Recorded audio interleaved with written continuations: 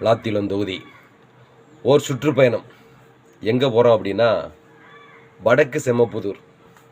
இந்த வடக்கு செம்மப்புதூரில் பார்த்தீங்கன்னா இந்த நடுத்தெருவு ரோடே இல்லை, பூரா சாக்கடை, தண்ணி காவா பூரா சாக்கடையாக போய்கிட்டு இருக்கு. குப்பை எங்கே பார்த்தாலும் குப்பை கூலங்கள், ரோடும் பாதி பிஞ்சு போய் கிடக்கு. இப்படி ரொம்ப மோசமாக இருக்குது.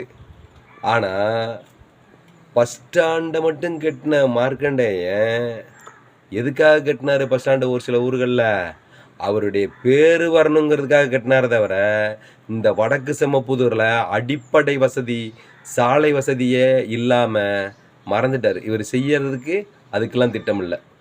ஆனால் இவருடைய பேர் வரணுங்கிறதுக்காக அங்கே என்ன செஞ்சிடலாம், பெயர் பலகை வைக்கணுங்கிறதுக்காக பஸ் ஸ்டாண்டை ஒரு சில இடத்துல கட்டுறாரு.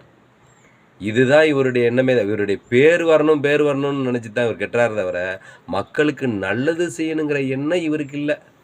இந்த விளாத்திலம் தொகுதியில் இந்த மார்க்கண்டேயன் அவர்களை திமுகவுக்கு ஓட்டு போடாமல் விரட்டி அடிக்கணும். நீங்கள் விரட்டி அடித்தா தான் இந்த தேர்தலில் திமுக படுதோல்வி அடையணும். செஞ்சு அவருக்கு தக்க பாடம் புகட்டணும். இந்த தேர்தலில் மறந்துடாதீங்க, மறந்தும் இருந்து விடாதீர்கள். விளாத்திலம் தொகுதியில் திமுகவிற்கு மட்டும் ஓட்டு போட்டு விடாதீர்கள்.